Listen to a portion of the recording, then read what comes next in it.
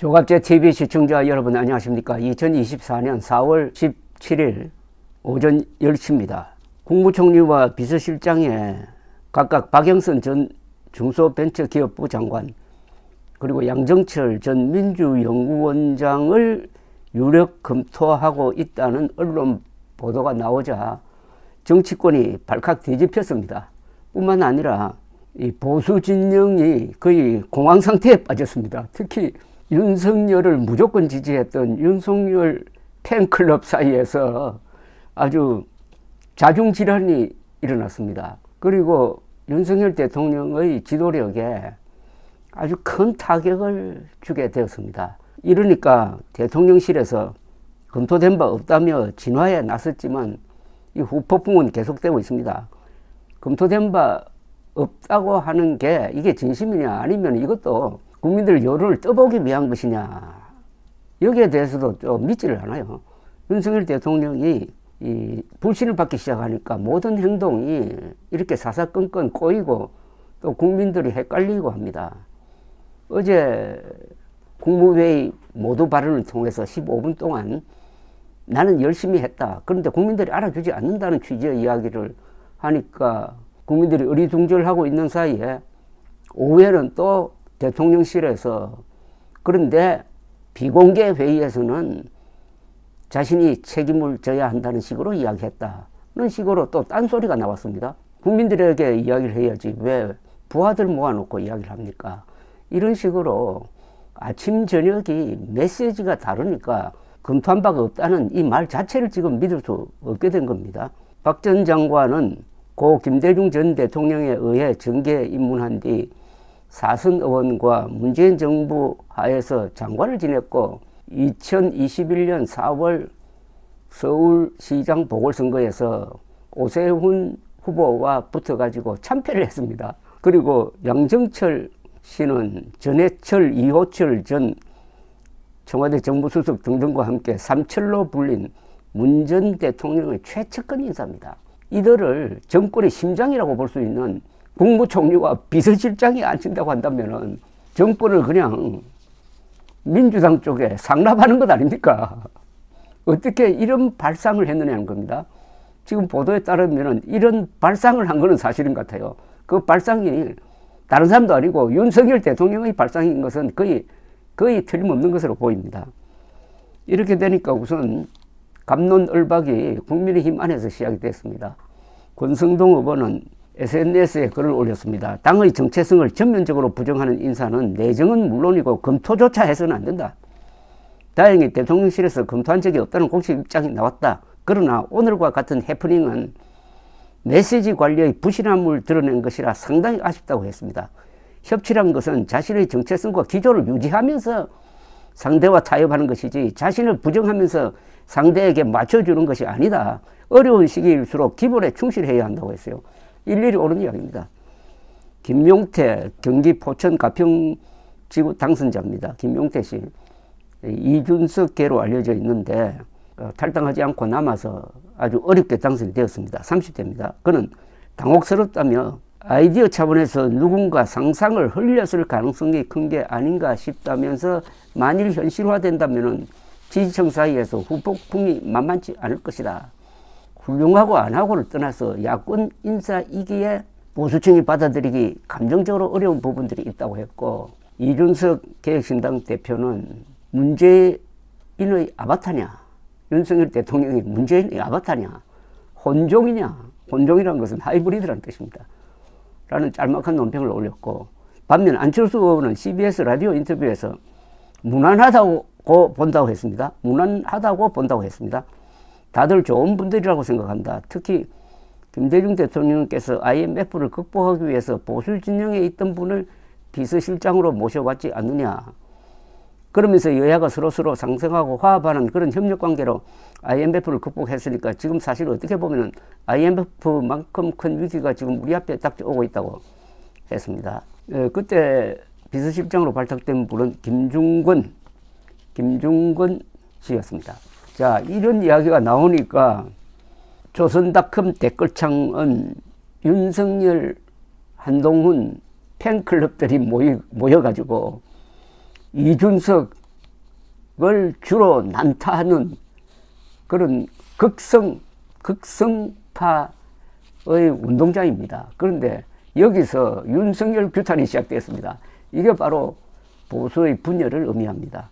이젠 친아빠 찾아가려나 보네. 뻐꾸기야. 미련한 동네들. 미쳤군. 아니다. 윤석열의 정체가 드러나는군. 그래서 문재인도 안 건드리고 선관위 수사도 안 하고 계속해서 부정선거에 당하는군.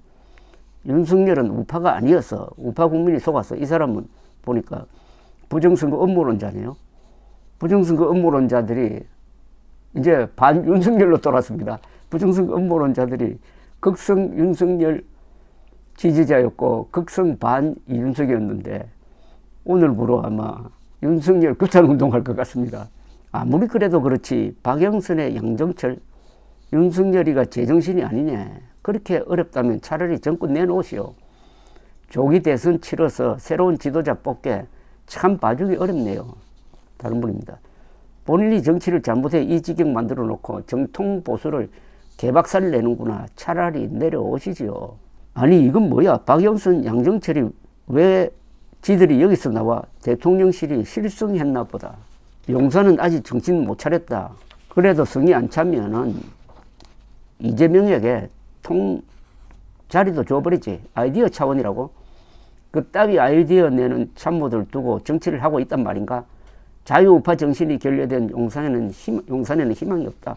다른 분입니다. 윤석열이가 이번 총선에 부정선거를 하면 혹독한 대가를 치를 것이라고 경고만이라도 했었으면 이 지경이 되지 않았을 텐데 바보처럼 행동하다가 사전선거 조작에 당했다. 이야, 이 사람은 또 지독한 부정선거 음모론자들입니다. 주의할 점은 이 부정선거 음모론자들이 반 윤석열로 돌아왔다는 겁니다. 그러면 윤석열 대통령이 의지할 데가 없어집니다. 윤석열 대통령을 뒷받침했던 게 부정선거 음모론자들과 팬클럽 보수였어요. 이들이 등을 돌리면은 어떻게 될까요? 한편 박영선 씨와 특별히 친한 박지원 민주당 당선인은 유튜브 방송 김어준의 겸손은 힘들다 뉴스공장에 출연해가지고 찔러보기고 띄워보기고 간보기라고 말했습니다. 박지원 씨는 박영선 전 장관과 그제 통화하고 양정철 전 원장과는 자주 만난다. 이분들이 개인적으로 윤 대통령과 친한 건 사실이지만은 실제 제안이 있었더라도 이분들이 응하진 않을 것이다. 특히 박영선 전 장관의 경우 이번 총선에서 민주당을 탈당하여 변심한 이들 국민이 다 낙선시켰는데 문재인 정권에서 장관을 지내고 민주당 최초의 여성 원내대표이자 서울시장 후보였던 사람이 그렇게는 못할 것이라고 했습니다.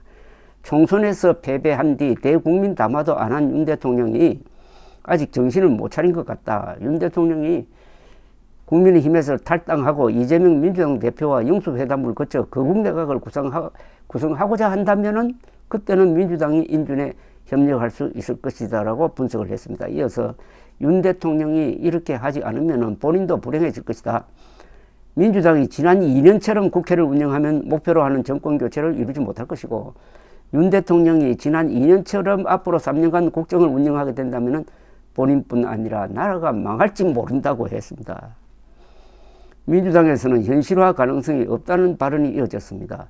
홍익표 원내대표는 MBC 라디오 인터뷰에서 총리 인선은 비준을 받아야 되기 때문에 국회 통과 여부를 보다 보니 야권 성향 인사를 찾으며 거론이 된 것 같은데 현실화될지는 봐야 될 것 같다라고 했고 언론에 흘려서 정치권의 반응이나 여론 동향을 한번 살펴보려는 의도가 있었던 것 아닌가라고 했습니다.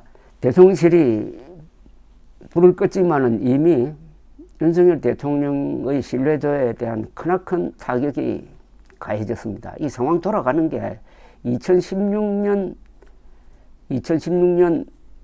4월에 당시 집권 여당인 새누리당이 한석 차이로 제1당이 되지 못한 이후에 새누리당과 박근혜 대통령의 모습과 너무나 비슷합니다. 지금 돌아가는 게.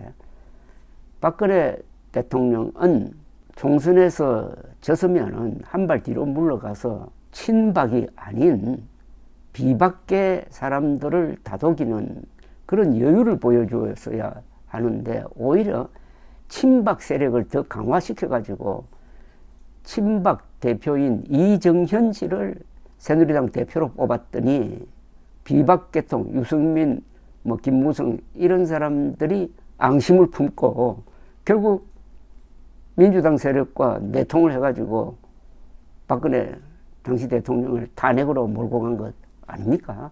윤석열 대통령은 지금 국민의 힘을 단합시켜야 합니다.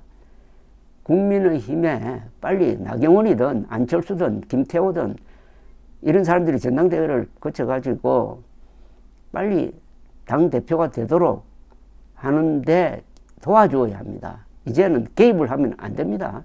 도와주는 방법은 앞으로 당내에는 나는 아무런 관여를 할 수 없다. 또 관여할 수 없게 법이 규정되어 있다라고 해가지고 완전히 손을 떼야 합니다.